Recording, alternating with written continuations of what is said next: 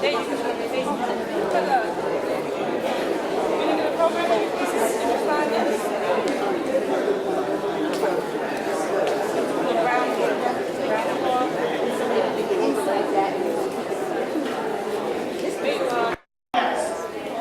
be seated so that we can start the program. Good evening. My name is Sandra Chapman. I'm the Chief Program Officer for Borough President Eric L. Adams. Welcome to Brooklyn Borough Hall's 6th Annual Women's History Month celebration, where Borough President Adams will honor the borough's first diverse women who are breaking barriers and blazing trails. Tonight's festivities will feature reciting of the Phenomenal Woman poem written by Maya Angelou. And we will have guest speaker Colette V. Smith.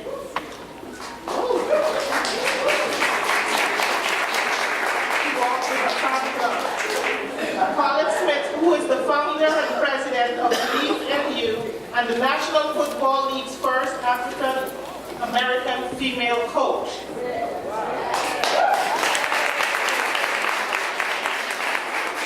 I would now ask that we all stand for the national anthem. Ms. Nadine Simmons will be singing the Star Spangled Banner. She's a dynamic and inspirational singer.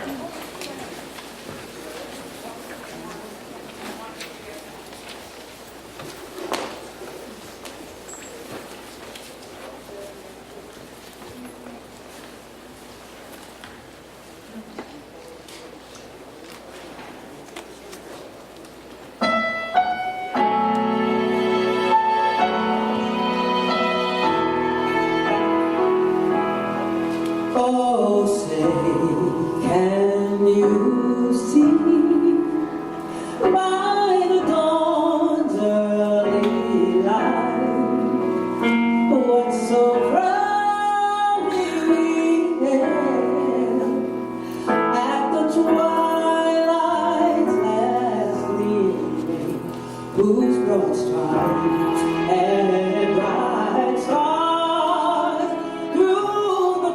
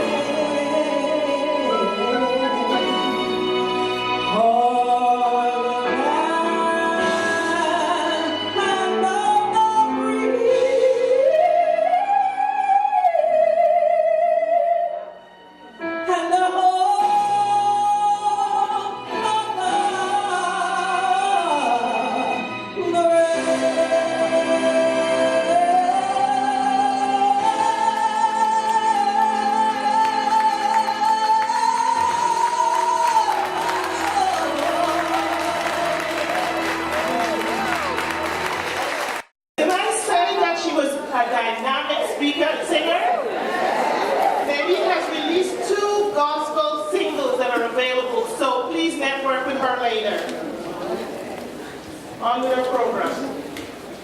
I now have the pleasure of introducing Ms. Colette V. Smith. That fan club. Who was herself a former women's professional football player, coach and director of marketing, PR, promotions, and events for the New York Sharks, the longest operating women's tackle football team. So ladies and gentlemen, please put your hands together and welcome tonight's guest speaker, Colette Smith.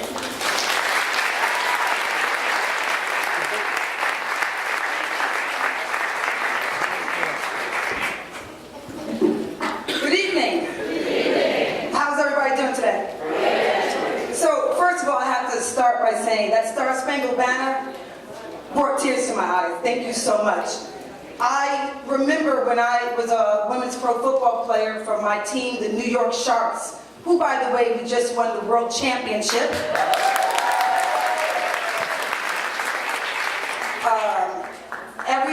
My very first game, and I got to suit up and have my football helmet and walk through that tunnel as a woman that plays football. And I stood there on that football field, and when that Star Spangled Banner played, it brought back so many emotions to hear you right now. So thank you so much. That was absolutely stunning. I was going to go play football again. I was like, okay, game's on. So, to the Brooklyn Borough President, Eric Adams, thank you so much for having today's celebration.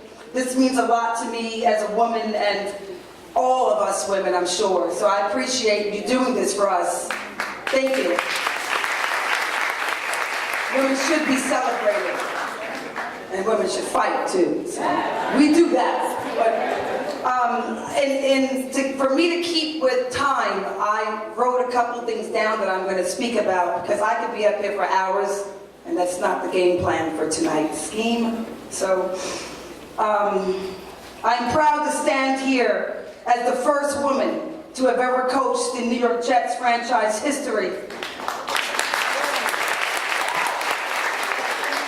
And the first African American female football coach in the history of the National Football League. I achieved this platform in which most of the world said I couldn't. Hell, I wasn't allowed to play this very sport that I love because I was a girl. So I stand here as a proud black woman that tackled these naysayers in a full onset blitz with deep field man coverage.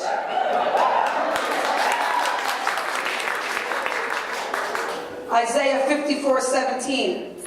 No weapon formed against you shall prosper. I live by that. It is God driving me in the direction in which He wants me to go. He is my roadmap. He is my navigation system, and I'm on autopilot. I don't walk alone, I have God. So today I use my platforms as a living example as what it looks like when you believe in yourself. Because quite frankly, a lot of times, girls, little girls, are told to sit back. Let the boys do that. Or girls don't do that. Not on my watch. Not on my watch. So moving forward through my days brings me hope because it's amazing how God gave me football, and I know that God gave it to me. I'm going to be very open and honest with you all right now because we're women, we're strong, and we're adults. I was sitting on my couch, 2011, I was smoking a cigarette. I was drinking a 40 ounce. It was a cold 45 and it was really cold and I was enjoying it. I worked the New York City real estate market and I was a top broker for a top firm in Manhattan. And I used to make a lot of money. And the market had crashed and I was struggling with making bills meet. And I was working triply harder than I normally do, bringing less money in. And so I was smoking that cigarette, drinking that beer on the couch, and I came across something that said Women's Pro Football Team Tryouts. And I thought I drank too much of that beer. Because surely women can't play football because I was told I wasn't allowed to, and that even if I did, I wasn't capable of doing it because of my gender. So I looked at it again, just to make sure, and it was true. And tryouts were that Saturday, and this was a Tuesday. And I finished my cigarette, and I finished that beer, and then I started working out. Because my game plan was to go there. Now, I was 42 years old at that time. Men in the NFL are retiring. Younger than that, actually. But I was hell-bent on going there because this was a miracle to me because I love this sport so much. So I said, Colette, you're probably not going to make the team, but you're going to go and experience powerful women playing this amazing sport. So I get there. I was angry too when the alarm clock went off at 6 a.m. on a Saturday morning. But I made myself go, and I get there and I got out of my car and I saw 45 to 50 women playing a sport that I loved. And they had their helmets on, their cleats on, they were fully dressed in their shoulder pads and all their gear, and they were hitting each other. And I was like, whoa!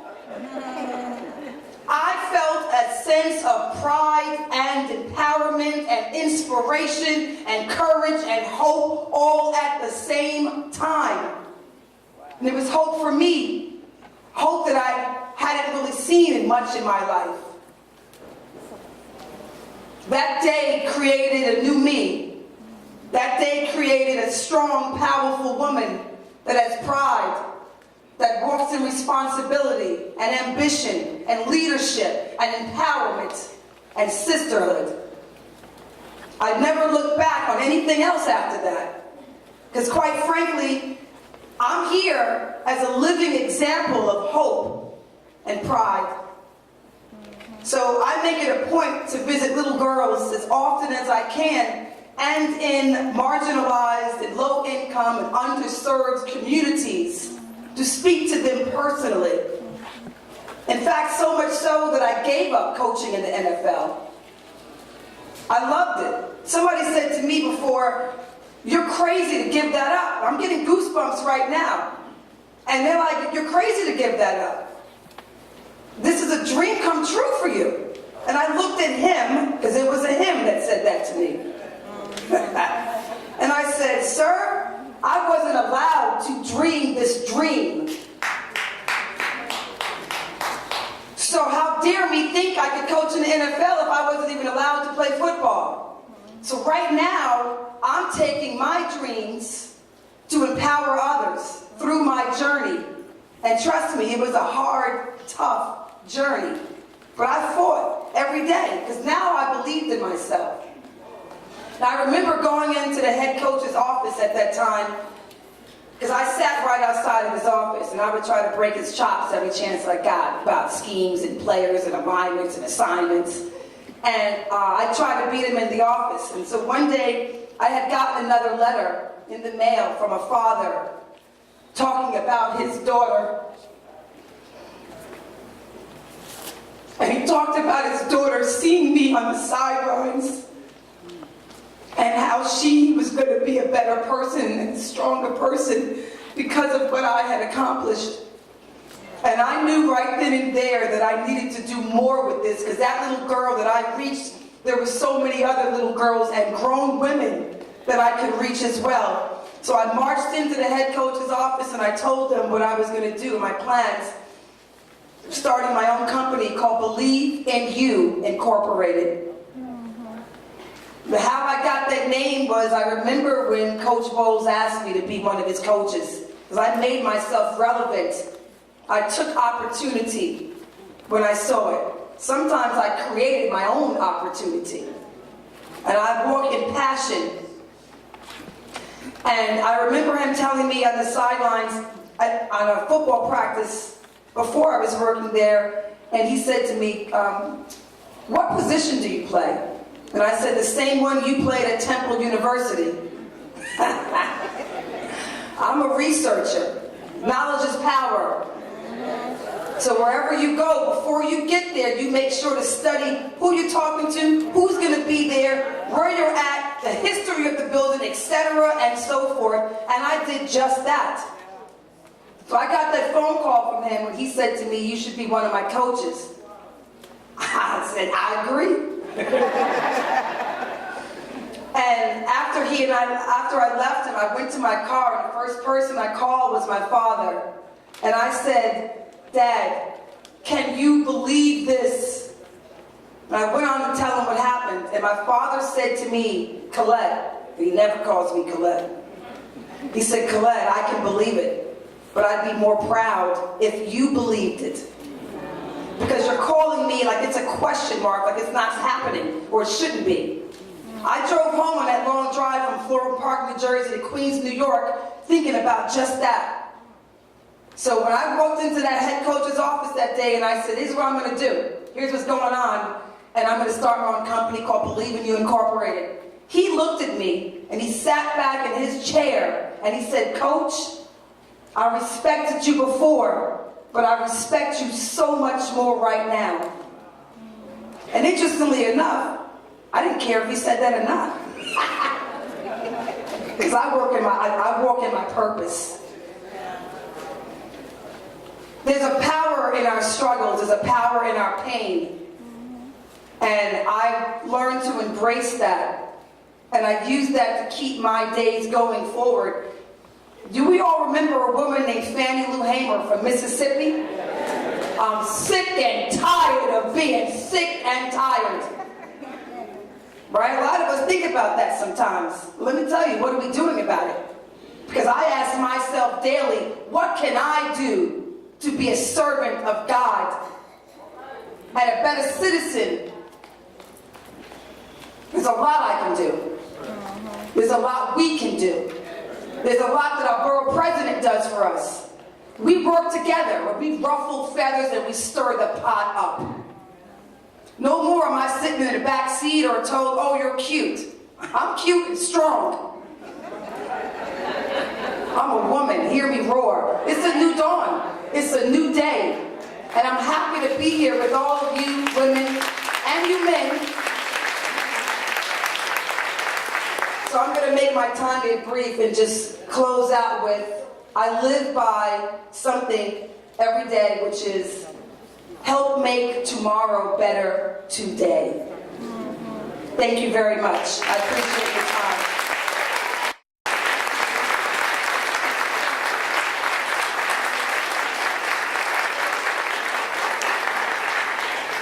So we're knocking it out of the park tonight, aren't we? Both uplifting and inspiring. Thank you so much, Mrs. May. Phenomenal women. That's me. But we have so many of them and we couldn't honor everyone tonight. But I want just our staff, our female staff, to know that they are all phenomenal women as well. We do that work day in and day out, so it's not just me. So I want to thank the staff, not just the females, because we've got the men behind us as well, and the volunteers for helping us out today. I want to recognize some people, some other phenomenal women as well. We have quite a few judges I think I saw walk in. Will they stand and be recognized?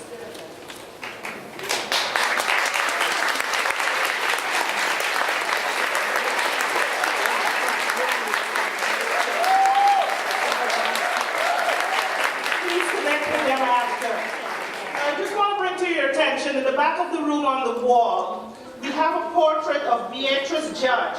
She's the first female Supreme Court Justice for Brooklyn. And that portrait was painted by the brother of one of our distinguished judges here, Judge Margarita Lopez Torres. Please tell your brother how thankful we are for that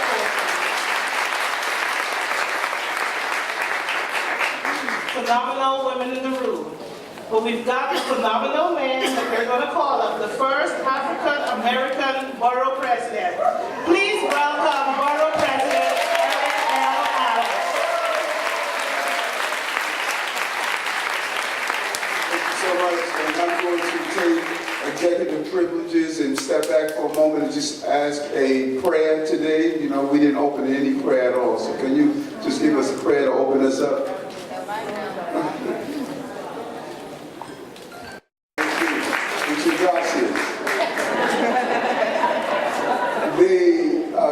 Colette was on point, and we were excited about the thought of even having you here. I know your time is busy having you here as a speaker.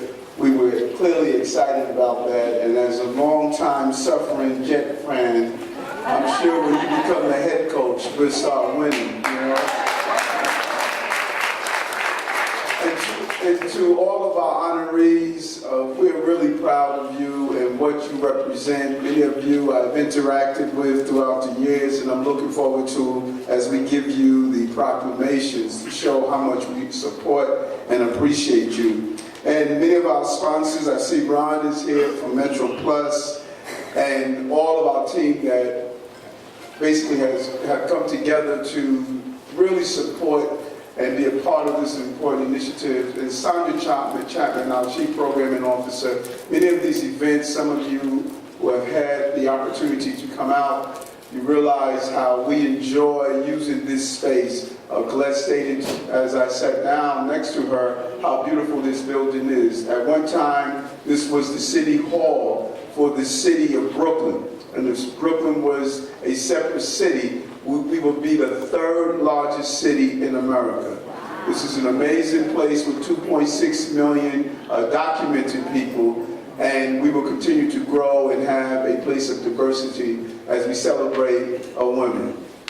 I am a member of the Men Who Gets It Club. I clearly understand when you look at not only talking about it, but being about it. I pay women on average higher than any other governmental service in the city of New York or agency, 17% higher. My staff is comprised of women.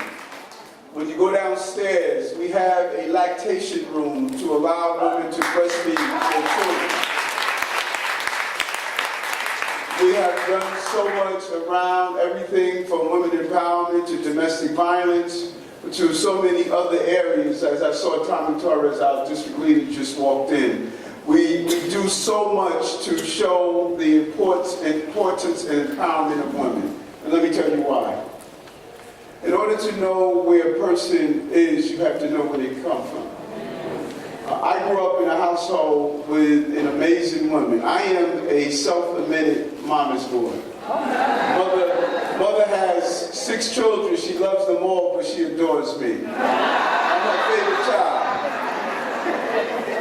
And we grew up in South Jamaica, Queens. After leaving Brooklyn and moving to South Jamaica, Queens, after my early childhood in Brownsville, we found a small church.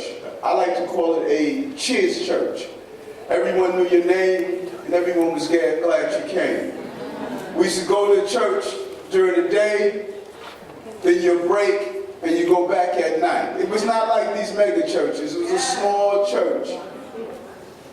And each day in the break, we would go home and you'll eat and then come back to do the evening services. The middle part was a rarity for our family. We did not have the means to have those solid breakfast and lunch and dinner. But Mother made way. And then one night after the evening service, a car caravan of women pulled up. They started unloading boxes of groceries. And they walked inside the house because they realized that Dorothy Adams was just trying to make it. And every week, there was just another miracle that took us to the next week. And I remember those boxes of groceries sitting on the counter, and I said that night about 3 in the morning, I was so excited that we were going to have cornflake with real milk, and not that carnation milk, but that canned milk. And when I looked at the boxes were open. Half a box of spaghetti, half a jar of mayonnaise, half a box of cornflakes. Those women did not have the means to go shopping for us, so they gave us half of what they had out of their own cupboards. Wow. They provided for us, and they made a way. And when you think about the spirit and energy of those days, how people did not look down on people because of their plight. They reached down and picked them up because of their plight to their level. Those were days when you did not sing in church on Monday of how great thou art, and then on Tuesday you talk about throwing homeless out of your community because of their lack of prosperity. There, by the grace of God, goes I. And I learned from that moment. It resonated with me. So yes, we're celebrating the first women who have achieved the level, but we would be remiss if we didn't understand that there were women who made it possible for men to be the first. I'm the first African American borough president because women thought enough to nourish me and protect me. So don't allow history to relegate you just to the position that you just did mainly for yourselves. What you did as becoming the first will have cascading effects on women, not only here in Brooklyn, but the way goes Brooklyn goes New York, the way goes New York goes America, the way goes America goes the globe. Your first action is a global action, and it's a tidal wave that will reach every part of the globe. Women all across the globe are saying, I can coach now. I can be a judge now. I can be whatever and whoever I want to be because of what you're doing here. Don't underplay it. Don't merely look at where you are in your space. Your space is bigger than my space. It is our space. And that's why we're taking this moment to acknowledge what is great about the women achievement of these women who are here in Borough Hall.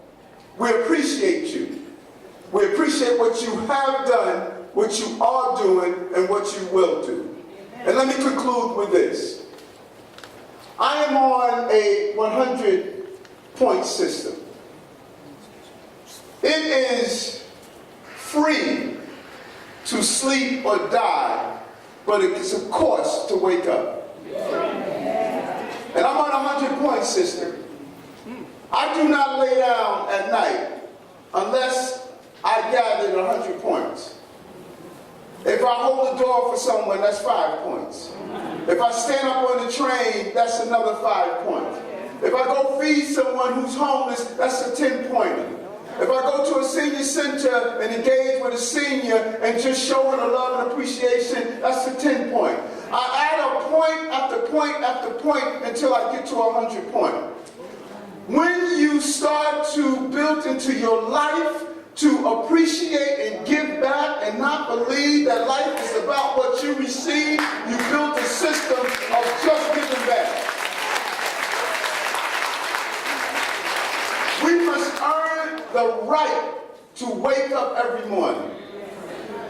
And when you don't earn that right, you find yourself always in a state of misery, always wondering why goodness doesn't come to you, because you are not giving goodness to others. So when you walk in your purpose, when you walk in your light, you have the ability to become the first. God will bless you when you bless others. When your hands are tight and closed, not only can't you give to anyone, but you're not in a position to receive what is coming to you. That is why they're the first, because they gave and they